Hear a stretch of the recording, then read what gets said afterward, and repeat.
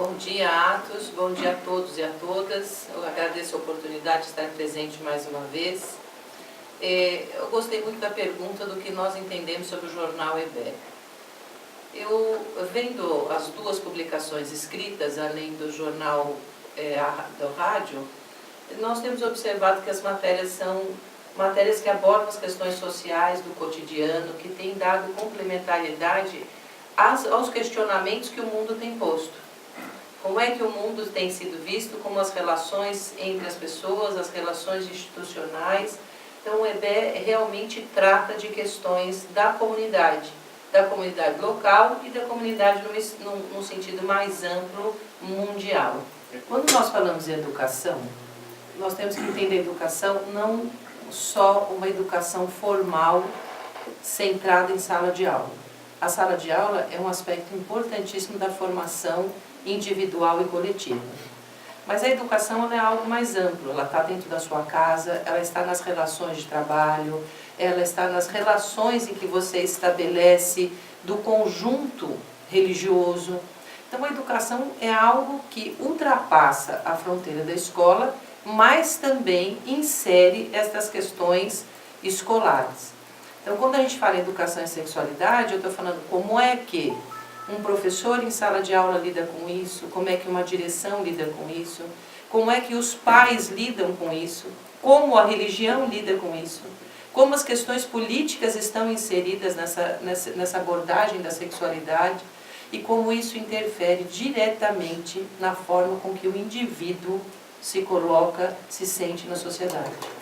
Atos, você fez uma excelente pergunta, porque no programa anterior eu discuti um pouquinho como as crianças elas viviam ou totalmente o mundo do adulto, ou depois totalmente apartada do mundo do adulto, e o que eu vejo atualmente é que elas convivem entre essas duas realidades. Em alguns momentos as crianças parecem viver um mundo à parte, em outros elas vivem a realidade dos adultos com uma densidade absurda. Então, se antes não havia um questionamento com relação a essas questões de orientação sexual, de diversidade de gênero, hoje as coisas ficam muito mais explícitas, porque as crianças elas observam nas ruas, elas observam na mídia, elas observam nos programas televisivos de adultos. Eu acho que ainda a gente tem um déficit muito grande, que é essas questões elas ainda não aparecem para o material de crianças, não é, Marilise? Elas não aparecem em programas infantis, elas não aparecem em histórias em quadrinhos, elas não aparecem ainda em filmes de grande proporção. Se a gente pega aí os grandes clássicos produzidos pelos Estados Unidos, que é um grande divulgador de filmes infantis, nenhum deles divulga, nenhum deles fala abertamente sobre essas questões de gênero. Não, aliás, eles incentivam a bela, a recatada e do lar para a mulher, e para o homem o papel ativo. Eles não pressupõem em nenhum momento outros papéis, outras orientações de gênero, e isso faz com que, dentro de uma perspectiva mais ampla, o indivíduo se sinta deslocado fora desses dois papéis que são dados a eles, ou de macho ou de fêmea. E isso a gente tem que entender, que nós estamos falando, quando você fala de uma produção dos Estados Unidos, nós estamos falando de uma produção de um país protestante, em que os valores religiosos que estão lá vêm a partir de um olhar protestante, ou metodista, que são as duas grandes alas que dominam os Estados Unidos. Por isso que eu falei que a gente não pode deixar de pensar a sociedade nessas questões fora das grandes instituições. A religião é uma grande instituição que leva, sim, a ter valores da orientação de gênero. E isso pode trazer para as crianças uma certa dificuldade, porque se ele não se encaixa dentro das orientações de gênero dada por um determinado setor religioso. Então, o gênero, ele está marcado por essa questão de identidade. Então, se eu pudesse dizer, a grosso modo, seriam os héteros, os homos, os bis, os transexuais, os transgêneros. E temos também aquele caso que é pouquíssimo divulgado, no senso comum, mesmo na academia, que são as pessoas denominadas intersexo. São as pessoas que nascem já com a genitália parte masculina e parte feminina, às vezes um pouco mais acentuada de um e outro, E essas pessoas, eu cheguei a ler alguns artigos recentemente sobre isso, inclusive de uma colega da universidade que expôs abertamente no Facebook a própria história de vida, dizendo como ela tem essa dificuldade de saber o que ela mesma é. Veja como é importante essa discussão, porque ela se coloca, ela é de uma família de origem protestante, sempre disse que teve muita dificuldade de aceitação dentro da própria família, e aí a família, como é que a família resolvia isso? Levando-a para o médico. Em algumas dessas situações, os médicos disseram para ela, você nunca fala isso para ninguém na escola. Então, os médicos orientaram ela que jamais tocasse nesse assunto.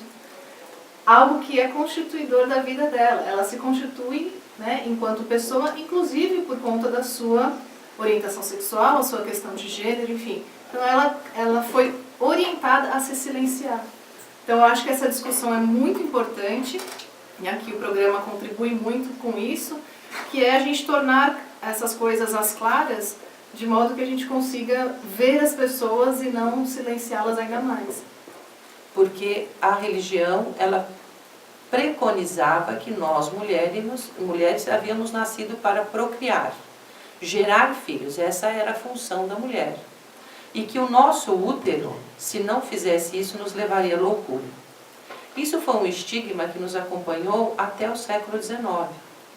Só no século XIX é que a ciência começou a duras penas a desconstruir isso. Então eu estou dizendo que a religião, ela tem sim um poder de incluir ou excluir as pessoas. Ela tem um poder de determinar um padrão social de comportamento.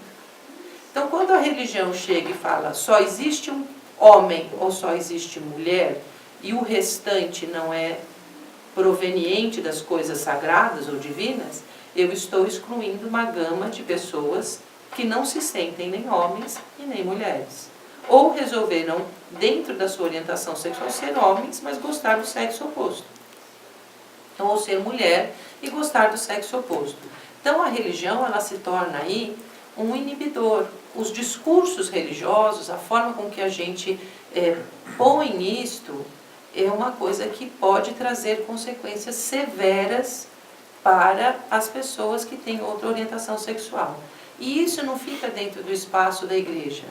Isso invade o espaço da escola, isso invade o espaço político. Vamos ver o Bolsonaro.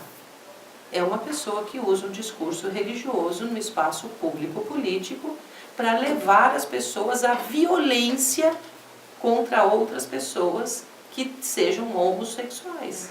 Ou isso tanto homens quanto mulheres. Ele incita publicamente isso. Assim como ele incita publicamente o menosprezo da mulher. Então, Marilise, agora pegando isso que você estava falando, você não acha, fazendo o papel do Atos, por favor, agora nesse diálogo, você não acha que agora as questões de gênero elas se tornaram uma grande pauta de disputa política? Porque sempre foram.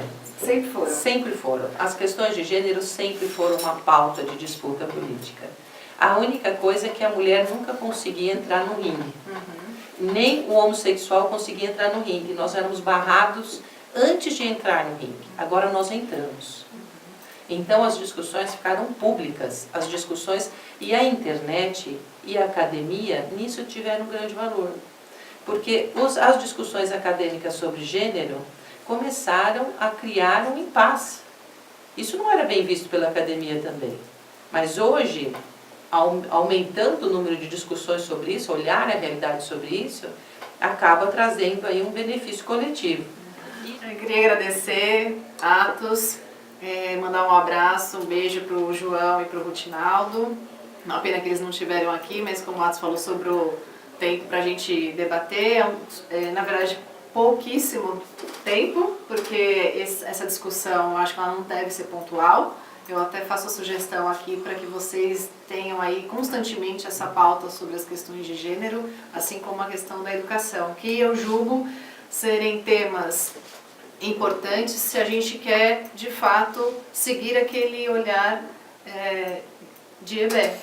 Retomando aí a primeira colocação que o Atos fez, o que é viver de acordo com essa palavra, de acordo com esse conceito de EBE, de comunidade, né? Em que as pessoas possuem as suas competências, as suas habilidades individuais, mas que de alguma maneira essas competências e habilidades individuais elas reforçam o senso coletivo, sendo que esse coletivo não significa ser uma massa homogênea. Essa que para mim é a questão fundamental.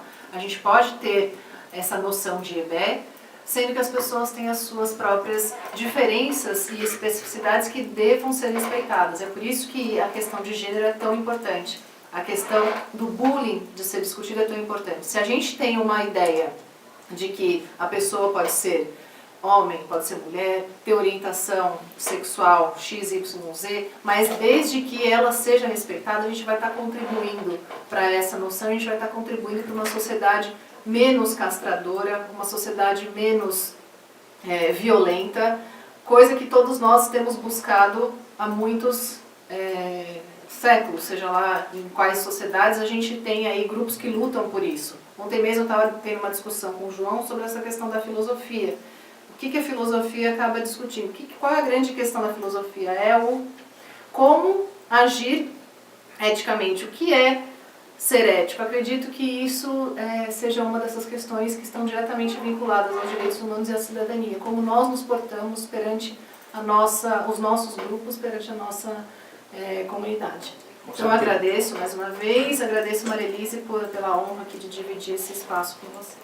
Certo. Maria Elise, por favor, suas considerações finais. Eu agradeço a Érica por ter me dado o prazer da conversa aqui em público, né, porque muitas pessoas nos ouvem. Agradeço ao jornal EBE, porque se outros veículos fossem portadores de espaços de discussão sobre esse tema, com certeza seria uma grande contribuição para todos os ouvintes e para todas as ouvintes. Agradeço ao João, que não está presente, ao Rutinaldo e ao Atos, que nos acolheu aqui hoje.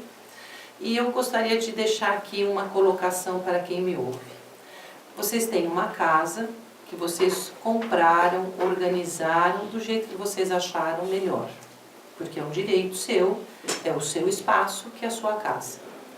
Já imaginou alguém um dia chega na sua casa e fala: a partir de hoje eu vou dar as ordens de onde ficará tudo. O seu fogão vai ficar no banheiro, o seu banheiro vai ficar no meio da sala, o seu vaso sanitário vai ser público, todo mundo vai olhar quando você for ao banheiro. A sua cama vai ficar no quintal, o dia que chover você não pode sair de lá. O seu armário não vai mais poder guardar suas roupas, ele vai guardar latas de lixo. Enfim, reorganizar a sua casa. Com certeza você não vai gostar, porque aquele espaço é seu, é você quem determina como você vai usar. O corpo também. O corpo é nosso. Quem determina a forma com que eu vou usá-lo somos nós. E vocês deem o direito das pessoas usarem o corpo delas da forma que elas acharem melhor. É como sua casa. Lembre disso. Quando for falar de alguém, lembre que você está tirando o direito dele de usar a casa dele da forma que ele achar melhor.